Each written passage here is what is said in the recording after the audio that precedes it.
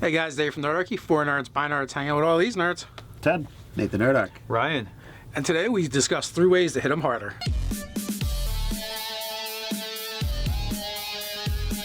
Hey guys, jump down to the description below where you can sign up for Nerdarchy, the newsletter. It's a great way to get gaming tips as well as learn how to game with us. So when building a damage dealing character, there's several categories we're going to look at, right? We're going to look at class, spells, feats. Yeah, different options that are going to give us the best average damage, essentially. So where do we want to go first? You're going to either do that damage by hitting a lot of times or hitting hard, are kind of your options. You know, I think our front runners for class are going to be like paladin, barbarian, battle master, rogue. Characters that you get to put down a lot of dice. Fighters, and I would even give an honorable mention to monk because their flurry of blows or even just their offhand attack, like they're never considered having an offhand attack, so they're always getting their maximum bonus to their damage dice. Now, I will say level dip into ranger, well, maybe not one level, but dipping into ranger, you can work up to Colossus Slayer, which will just add a D8 to all your attacks. Once something's injured. Once something's injured. If you were to go with a monk build, take 3 levels of ranger, you could take a couple levels of rogue for sneak attack.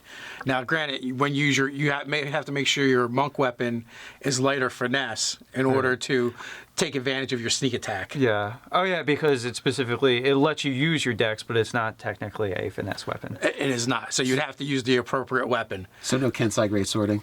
Yeah. No. Yeah, short sword though is very much a viable option. Right, and it doesn't matter because as your monk level goes up, so does the damage on the die. Barbarian gets you rage damage. Mm-hmm. So whenever if you're fighting as a strength build, adding in barbarian rage is always a beneficial thing. Yeah, well, there's also the thing with barbarian rogue makes an interesting combination because you can always reckless attack and get sneak attack. That being said, you have to use a lighter finesse weapon, but you can still use it with your strength. Right, it just has to fit that classification. Now, fighter does present a number of options, with all of the different fighting styles that can increase your damage, be it the great weapon fighter, the duelist, or the 2-weapon fighter, all give you in some way, shape, or form the ability to do better damage. Yeah.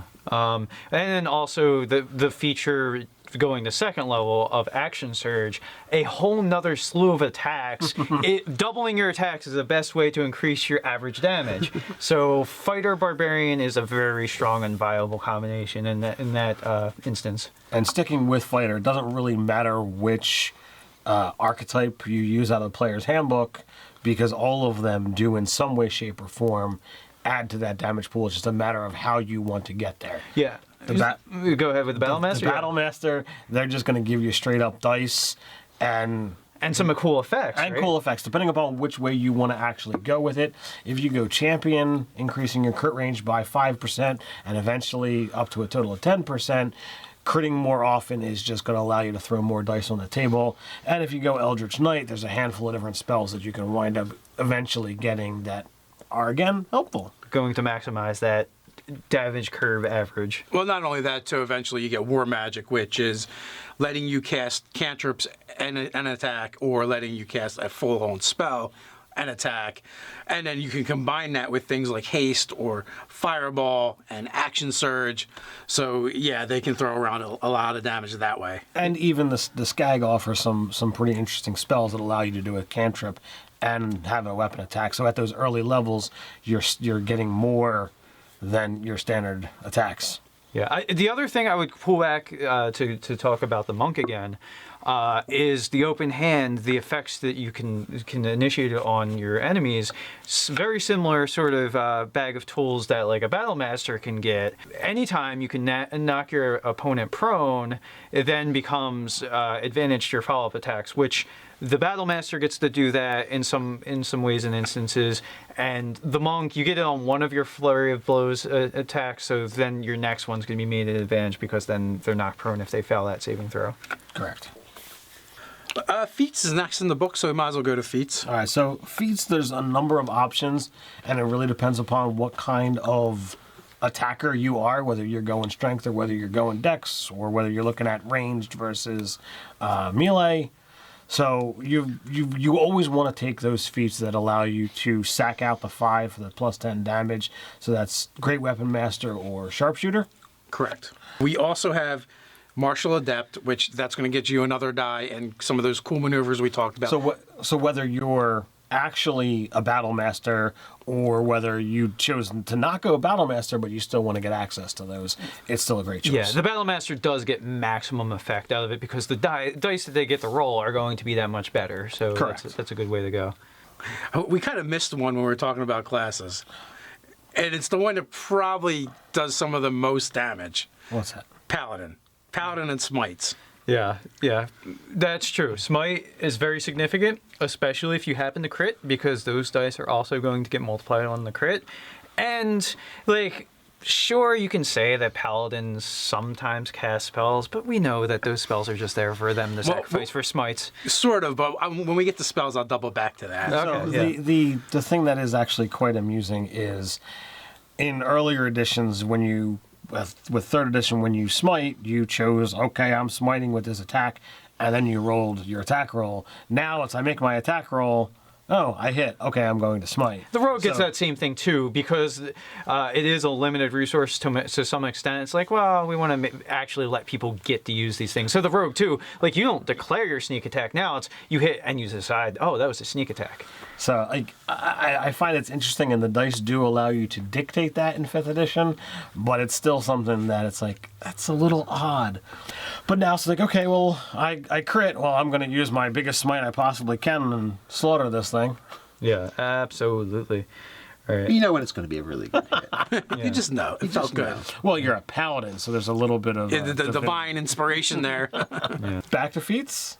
Back to feats. So there's a couple cool combinations you can do. One is Magic Initiate, which we'll get to that when we talk about spells, why that would be an obvious choice, but that works really well if you want to take Warlock. You can definitely juice things up with that. Then we have the combination of Polearm Master, which works for any of the fighting classes because it gives you an opportunity to use your reaction for an attack as well as giving you that bonus action as an attack. And again, like here's the thing, right? You're still using a heavy weapon when you do it. You're not trading your offhand for that bonus action attack. So if you're fighting with a pike or a halberd, you're still using that big weapon. You can use it every way you would use that big weapon. The upside is now as a bonus action, you just can attack for another die 4 plus your strength and whatever other modifiers you get. Well, let's not forget Savage Attacker, because if you're just trying to roll a higher average damage, getting 2 pools of dice to work with is always a good way to do it. And especially when we're considering if you were to have taken the Great Weapon fighting style, so that's re-rolling 1s and 2s when you drop your dice.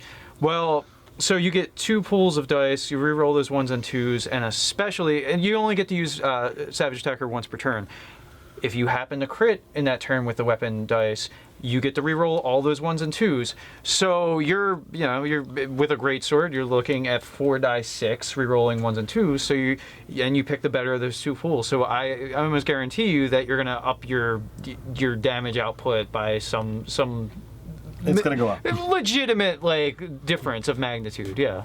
We need a wizard with the mathematician tradition to figure that out for us. Yeah, it's probably something like 1.5 times on average, I would guess. You were talking about with the Polearm Master getting that offhand attack, essentially. So you could always go with just a dual weapon master and just use 2 different weapons, and the second attack can be you can use a bigger weapon in your offhand, and you then get your stat modifier to your damage. Yeah, like 2 1d8 or d10 weapons, and you're getting, so if you're attacking with strength, which is most likely the case if you're going with 2 battle axes or something like that, so the extra +5 on each of those attacks is pretty nice. Indeed. Then there's Warcaster, which is a bit of an odd duck.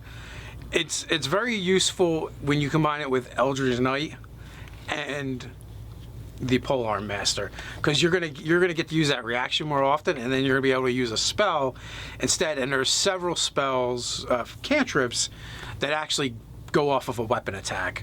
Now the only downside is you really do still have to be 5 feet away from them. in order to use Booming Blade or Green Flame Blade. But Lightning Lash is a range of 15 feet, and because you're holding that polearm and you have Warcaster, you could actually use that thing as your weapon focus or your spell focus. So you would still be able to use it. So on to spells. We only have a few, and we've got Hunter's Mark, Hex, and if you're going with this fightery build, it takes a long time to get there, but if you stick with Eldritch Knight, you can eventually get Haste. And There's another way, too. There's more. Wait. So circling back to Paladin, right? The Oath of Vengeance Paladin gets Hunter's Mark. They do. So they can increase their damage there all the time, and they can still smite and use that spell. They also have haste on their list. So generally, I would say as a paladin, you don't want to cast spells. You just want to use them as smites. But those are actually two very attractive spells for a paladin to use, especially because Hunter's Mark is going to last the whole combat, and you can constantly move it around. So I think over the length of a combat, especially if it's a longer one, that extra die 6 every time you hit something, that's going to add up to actually be more than smite damage. Yeah, if one of your tenants is ass kicking, Oath of Vengeance is the way to go. Yeah, I think that's actually a gross abuse that they gave haste to paladins. No, not paladins. Oath of Vengeance paladins. It's much different. That's even worse. It's like the Charles Bronson of It's of better paladins. than bad. It's good. Yeah. You're a spirit of vengeance. You have to run them down in order to enact your vengeance upon them. I don't know. I'm certain there's people that'll argue with me in the comments. So We'll argue with you right here. No need to wait. So you had said that Magic Initiate, you were going to talk about that in the spells. Yes, Magic Initiate, Warlock. You can take Hex, and then you have 2 cantrips to play with. So if you're going with a class that doesn't give you Hunter's Mark, like Ranger or Oath of Vengeance Paladin, you can go with if you're a different kind of Paladin, Charisma Caster, you could then go Warlock, also a Charisma Caster, and then get your Hex instead of... Oh, go finish. You can get your Hex instead of, and then you would also have access to a couple cantrips. You could take Eldritch Blast, and if you're doing it as a paladin, it's not going to hurt you because you're going to have a good charisma. Or you could just take a couple cantrips to add flavor to your character. Could also go with either Battle Master or Champion and choose Wizard. There's not a huge amount of damage-dealing wizard spells that you would want to go with if you're not planning to go that route, but you could take your spell as Shield, offering a bit of defensive capabilities, and you could take your Green Flame Blade and your Booming Blade as your cantrips. Yeah, that would absolutely work. Actually, better still, no, your first level spell is Find Familiar. So this way, it can always give you advantage to your attacks. Because we're going strictly offense with this build. Offense wins games. So your Find Familiar is just a helper to give you advantage? Yeah, exactly. And same thing if you were to do a rogue build, you can do that as well. You're just going to have to cast that spell often because as your DM gets annoyed by it, and his first attack is always just to hack it down. Yeah. 25 gold every time you want to cast it, though. It's a war of attrition. Does that cover it? Absolutely not. But you know where we're going to find out what we missed? Down in the comments below. While you guys are at it, like, share, and subscribe. You can tweet at us at Nerdarchy. You can check out the articles over at nerdarchy.com. You can also find us over on Instagram. So until next time, Stay nerdy.